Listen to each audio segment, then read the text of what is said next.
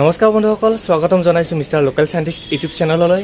আৰু আজি আমি এখন ড্ৰোন বনাম আৰু আপোনালোকক ঘৰতে এখন ষ্টেপ বাই ষ্টেপ বনাই ল'ব পাৰিব। তেনেহ'লে বলক ভিডিঅ'টো আৰম্ভ কৰোঁ। বন্ধুসকল, এই ড্ৰোনখন বনাবলৈ প্ৰথমতে আমাক দৰকাৰ হ'ব এটা ফ্ৰেমৰ, আৰু ইয়াত মই ব্যৱহাৰ কৰি আছোঁ F450 ফ্ৰেমৰ।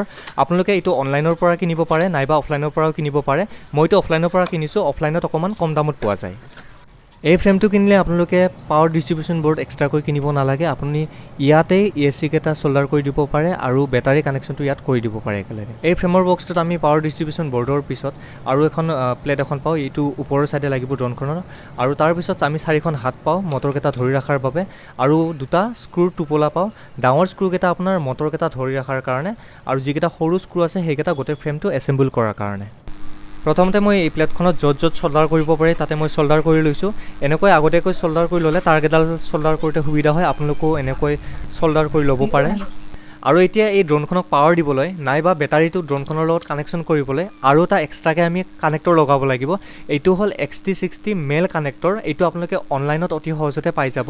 আৰু এনেকুৱা পাৰ্টবোৰ যিটো ৱেবছাইটত সকলোতকৈ কম দাম চলি থাকিব, মই চাৰ্চ কৰি ডেছক্ৰিপশ্যনত লিংকটো দি দিম, আপোনালোকে তাতো এবাৰ চেক কৰি চাব পাৰে। এতিয়া আমাক দৰকাৰ হ'ব ESC মানে ইলেক্ট্ৰনিক স্পীড কণ্ট্ৰলাৰ, আৰু মই ব্যৱহাৰ কৰি আছোঁ CMOS 30 এম্পিয়াৰ BLDC ESC। ESCটোৰ এই 3ডাল নীলা তাঁৰ মটৰৰ লগত কানেকশ্যন হ'ব, এই 3ডাল তাঁৰ ফ্লাইট কণ্ট্ৰলৰ লগত কানেকশ্যন হ'ব, আৰু বাকী এই 2ডাল তাঁৰ ৰঙা আৰু ক'লা তাঁৰডাল পাৱাৰ ডিষ্ট্ৰিবিউশ্যন বৰ্ডৰ লগত কানেকশ্যন হ'ব। পাৱাৰ ডিষ্ট্ৰিবিউশ্যন বৰ্ডখনত পজিটিভ আৰু নিগেটিভৰ চিম্বলটো ধুনীয়াকৈ আঁকি থোৱা আছে। নিগেটিভ চিনডালত ক'লা তাঁৰডাল আৰু পজিটিভ চিনডালত ৰঙা তাঁৰডাল চল্ডাৰ কৰি দিব লাগিব। ঠিক একেদৰে মই পাৱাৰ ডিষ্ট্ৰিবিউশ্যন বৰ্ডৰ লগত বাকীকেইটা ESCও চল্ডাৰ কৰি দিছোঁ। এতিয়া আমি ইয়াত হাতকেইখন লগাব লাগিব, আৰু হাতকেইখন এনেকৈ দি যিকেইটা সৰু স্ক্ৰু আছিল সেইকেইটা ধুনীয়াকৈ ইয়াত টাইট কৰি দি এই হাতকেইখন ফিক্স কৰি দিব লাগিব। আৰু এতিয়া যিখন সৰু প্লেট আছিল সেইখনো ওপৰত দিব লাগিব, আৰু সৰু স্ক্ৰুকেইটা ইয়াত দি ভালদৰে টাইট কৰি দিব লাগিব। আৰু এতিয়া ESC কেইটা জিপ টাইৰ সহায়ত হাতকেইখনত ভালদৰে ফিক্স কৰি লৈছোঁ।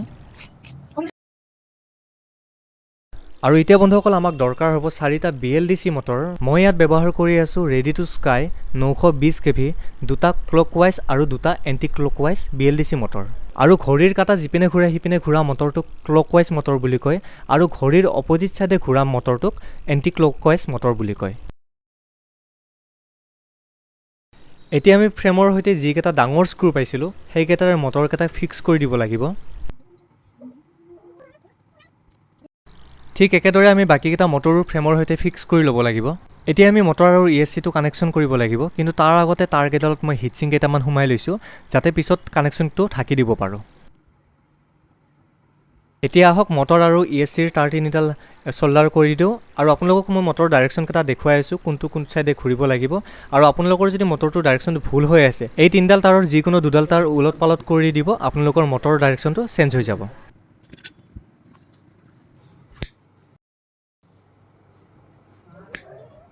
আৰু এতিয়া এই তাঁৰকেইডাল জিপ টাইৰ সহায়ত ধুনীয়াকৈ ডিচিপ্লিন কৰি লৈছোঁ। ঠিক একেদৰে মই বাকীকেইটা মটৰৰ তাঁৰকেইডাল ESCৰ তাঁৰৰ সৈতে চল্ডাৰ কৰিছোঁ, আৰু এনেকৈ জিপ টাইৰ সহায়ত ধুনীয়াকৈ ডিচিপ্লিন কৰি লগাই লৈছোঁ। আৰু এতিয়া বন্ধুসকল, আমাক দৰকাৰ হ'ব এখন ফ্লাইট কণ্ট্ৰলাৰৰ, আৰু ইয়াত মই ব্যৱহাৰ কৰি আছোঁ KK2.1.5 ফ্লাইট কণ্ট্ৰলাৰ। এই ফ্লাইট কণ্ট্ৰলাৰখনৰ প্লাছ পইণ্টটো হৈছে ইয়াৰ ডিছপ্লেতেই আমি প্ৰগ্ৰাম কৰিব পাৰোঁ, এক্সট্ৰাকৈ আমাক কম্পিউটাৰ এটাৰ দৰকাৰ নপৰে।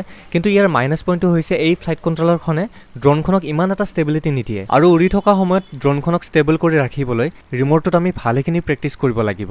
তো বন্ধুসকল, এইখনেই হ'ল KK2.1.5 ফ্লাইট কণ্ট্ৰলাৰ, আৰু ইয়াত এইটো এণ্টাৰ আৰু মেনু ছুইচ, এইটো ডাউন ছুইচ, এইটো আপ ছুইচ, আৰু এইটো বেক কৰা ছুইচ। আৰু এতিয়া ডাবুল ছাইডেড টেপৰ সহায়ত ফ্লাইট কণ্ট্ৰলাৰখন এনেদৰে ফ্ৰেমৰ ওপৰত লগাই লৈছোঁ। বন্ধুসকল, এইটো ড্ৰোনখনৰ 1 নম্বৰ ESC আৰু মটৰ, এইটো 2 নম্বৰ ESC আৰু মটৰ, এইটো 3 নম্বৰ ESC আৰু মটৰ, আৰু এইটো 4 নম্বৰ ESC আৰু মটৰ। এতিয়া 1 নম্বৰ ESCৰ পৰা ওলাই অহা তাঁৰডাল আমি ফ্লাইট কণ্ট্ৰলাৰত লগাব লাগিব।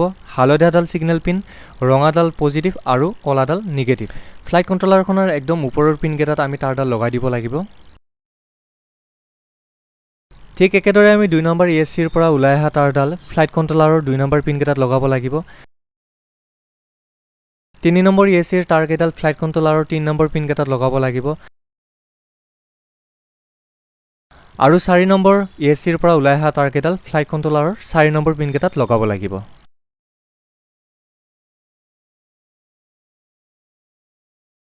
এতিয়া বন্ধুসকল আমাক দৰকাৰ হ'ব এটা ৰিচিভাৰৰ। মই ইয়াত ব্যৱহাৰ কৰি আছোঁ ফ্লাই স্কাইৰ 10 চেনেল ৰিচিভাৰ এটা।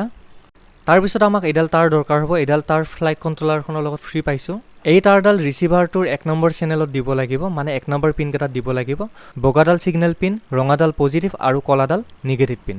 ফ্লাইট কণ্ট্ৰলাৰখনৰ লগত আৰু এডাল তাঁৰ ফ্ৰী পাইছিলোঁ। ইয়াৰে বগা তাঁৰডাল ৰিচিভাৰটোৰ 2 নম্বৰ চেনেলত লগাব লাগিব।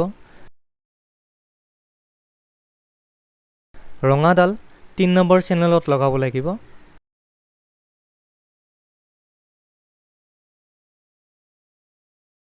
আৰু কলাডাল 4 নম্বৰ চেনেলত ভিডিঅ'টোত দেখুৱাৰ দৰে লগাব লাগিব।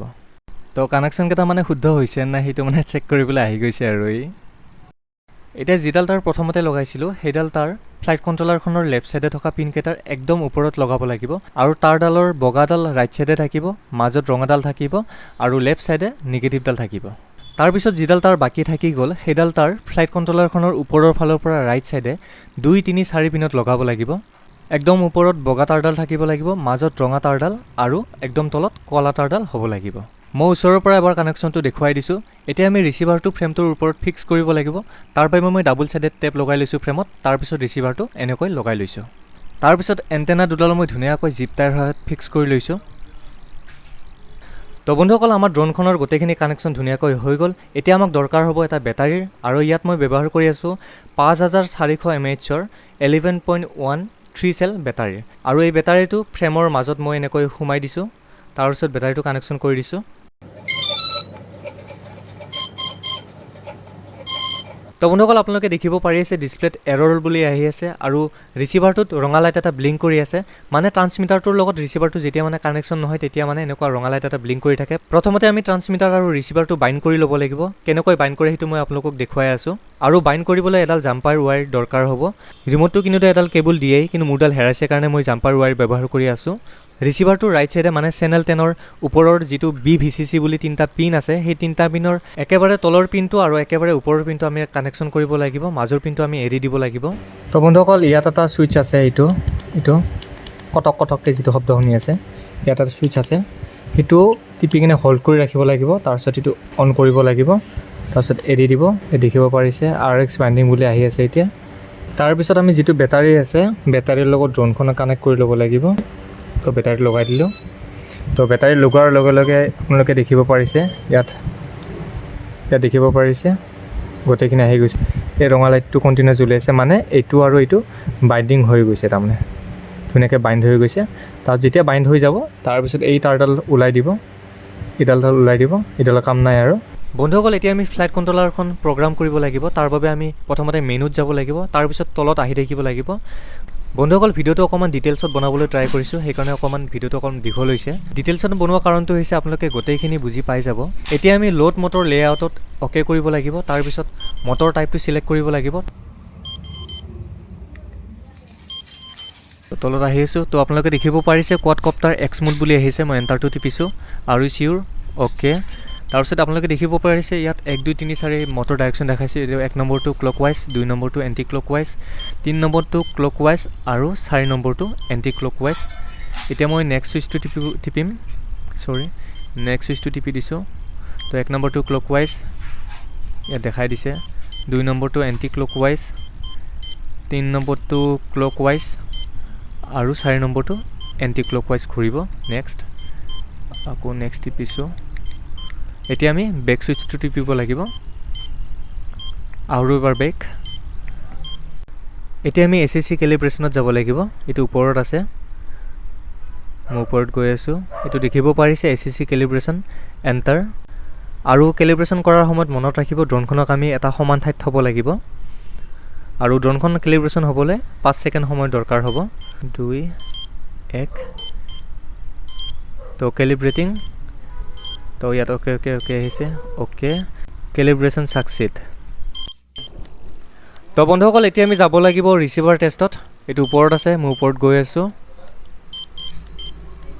তো ইয়াত দেখিব পাৰিছে ৰিচিভাৰ টেষ্ট, এইটো অ'কে কৰিছোঁ। আৰু ইয়াত দেখিব পাৰিছে এলেৰন 0 হৈ আছে, এলিভেটৰ 1 হৈ আছে, থ্ৰটল 0 হৈ আছে আৰু ৰাডাৰটো -1 হৈ আছে। তো এই গোটেইকেইটাৰ ভেলু মই 0 কৰিব লাগিব। আৰু ইয়াৰ ভেলুকেইটা 0 কৰিবলৈ আমি ট্ৰান্সমিটাৰৰ ট্ৰিম ছুইচকেইটা টিপিব লাগিব। এইটো এটা ট্ৰিম ছুইচ, এইটো এটা আৰু এইটো এটা ট্ৰিম ছুইচ। তো এইকেইটা টিপি কিনে আমি এইকেইটাৰ ভেলু মানে 0 কৰিব লাগিব। তো এইটো ট্ৰিম ছুইচ টিপি মই ভেলুকেইটা 0 কৰি লৈছোঁ। ইয়াত দেখিব পাৰিছে গোটেইকেইটা 0 হৈ গ'ল। এলিভেটৰটো 0 কৰি ল'লোঁ আৰু ৰাডাৰটো 0 কৰি ল'লোঁ। তো গোটেইকেইটা 0 কৰাৰ পিছত এতিয়া আমি বেক কৰিব লাগিব। বেক কৰিলোঁ। তো এতিয়া আমি যাব লাগিব মড ছেটিংছত। ইয়াত মড ছেটিংছত মই অ'কে কৰিছোঁ। ইয়াত দেখিব পাৰিছে ছেল্ফ লেভেলটো নন হৈ আছিল। তো এইটো অ'কে টিপি মই অলৱেজ কৰি লৈছোঁ। তাৰপিছত বেক কৰিব লাগিব। তো আমাৰ গোটেইখিনি প্ৰগ্ৰাম হৈ গ'ল। তেনে বোলক এতিয়া আমি ড্ৰোনখন টেষ্ট কৰি চাওঁ। এতিয়া ড্ৰোনখনত মই বেটাৰীটো এনেকৈ সোমাই দিছোঁ। তাৰপিছত মই বেটাৰী ষ্ট্ৰেপ এডাল ব্যৱহাৰ কৰি আছোঁ বেটাৰীটো হোল্ড কৰাৰ কাৰণে। আৰু এনেকৈ মই টাইটকৈ গাঁঠি দিছোঁ বেটাৰীটো ফ্ৰেমটোৰ সৈতে। এতিয়া আমাক দৰকাৰ হ'ব প্ৰপেলাৰ, আৰু ইয়াত মই দুখন ছেল্ফ লকিং প্ৰপেলাৰ ব্যৱহাৰ কৰি আছোঁ। বগা দুখন ছেল্ফ লকিং প্ৰপেলাৰ 4খন আছিল, মোৰ ভাঙিছে তাৰমানে, সেইকাৰণে এই দুখন ব্যৱহাৰ কৰি আছোঁ। আৰু বাকী দুখন নৰ্মেল প্ৰপেলাৰ। আৰু ইয়াত প্ৰপেলাৰখন ধৰি ৰখাৰ কাৰণে মাউণ্ট আছে। এই মাউণ্টটো মটৰ লগত ফ্ৰী পোৱা যায়। অৰেঞ্জ প্ৰপেলাৰ কেইখন ড্ৰোনখনৰ আগ চাইডে আছে আৰু বগা প্ৰপেলাৰ কেইখন পিছ চাইডে আছে। আৰু এইখন পাখি এইপিনে ঘূৰিব, এইখন পাখি এইপিনে ঘূৰিব লাগিব, এইখন পাখি এইপিনে ঘূৰিব লাগিব, আৰু এইখন পাখি এইপিনে ঘূৰিব লাগিব। আপোনালোকৰ যদি মটৰৰ ডাইৰেকশ্যনটো ভুল হৈ আছে তেনেহ'লে ESC আৰু মটৰৰ কানেকশ্যনত যিকোনো দুডাল তাৰ উলট পালট কৰি দিব, আপোনালোকৰ মটৰৰ ডাইৰেকশ্যনটো চেঞ্জ হৈ যাব। এতিয়া আমি ট্ৰান্সমিটাৰটো অন কৰি ল'ব লাগিব। মেনুটো অন কৰি লৈছোঁ। তাৰপিছত ছেটআপত আমি অ'কে কৰিব লাগিব। তাৰপিছত আমি ৰিভাৰ্ছত অ'কে কৰিব লাগিব। এতিয়া আমি 2 নম্বৰ আৰু 4 নম্বৰ চেনেলটো ৰিভাৰ্ছ কৰিব লাগিব। 2 নম্বৰটো আমি ৰিভাৰ্ছ কৰিলোঁ। তাৰপিছত অ'কে ৰিভাৰ্ছ। এতিয়া আমি বেক ছুইচটো হোল্ড কৰি ৰাখিব লাগিব ছেভ কৰাৰ বাবে। হোল্ড কৰি ৰাখিছোঁ, ছেভ হৈ গ'ল। বেক কৰিলোঁ। তো আমাৰ গোটেইখিনি ছেটআপ হৈ গ'ল। এতিয়া আমি ড্ৰোনখন উৰুৱাহে কথা। বন্ধুসকল, এইটো গিম্বল থ্ৰটল ছুইচ। এইটো ছুইচ যেতিয়া আমি ওপৰৰ ফালে কৰোঁ তেতিয়া ড্ৰোনখন ওপৰৰ ফালে যায়, আৰু যেতিয়া তলত নমাই আনো তেতিয়া ড্ৰোনখন তলত নামি আহে। প্ৰথমতে আমি এই ছুইচটো এনেকৈ হোল্ড কৰি ৰাখিব লাগিব। তো দেখিব পাৰিছে ৰঙা লাইট এটা জ্বলিছে ফ্লাইট কণ্ট্ৰলাৰত, আৰু আৰ্ম বুলি আহিছে ডিছপ্লেত। মানে এতিয়া ড্ৰোনখন এক্টিভেট হৈ গৈছে। এতিয়া যদি আমি থ্ৰটল ছুইচটো আপ কৰোঁ তেনে ড্ৰোনখন ওপৰৰ ফালে যাব, আৰু ডাউন কৰিলে তলৰ ছাইডে আহিব। আৰু এই ছুইচটো যদি এনেকৈ লেফ্ট ছাইডে যদি হোল্ড কৰি ৰাখে, দেখিব পাৰিছে ৰঙা লাইটটো নুমাই গ'ল, আৰু ডিছপ্লেত আহিছে ছেভ বুলি। মানে এতিয়া ড্ৰোনখন ছেভ মোডত গুচি গৈছে। এতিয়া যদি ভুলতো আপোনাৰ হাতখন যদি থ্ৰটলত লাগি যায় তেনেহ'লে মটৰকেইটা নুঘূৰে। এতিয়া বোলক ড্ৰোনখন উৰাই চাওঁ, আৰু উৰাবলৈ আমি অকণমান প্ৰেক্টিচ কৰিব লাগিব। সেয়েহে মই অকণমান জোপোহা জংঘলৰ ছাইডে আহিছোঁ, যাতে ড্ৰোনখন ক্ৰেছ হ'লেও ড্ৰোনখনৰ একো নাভাঙে। ক'ত নিয়া হে আনা এইপিনে।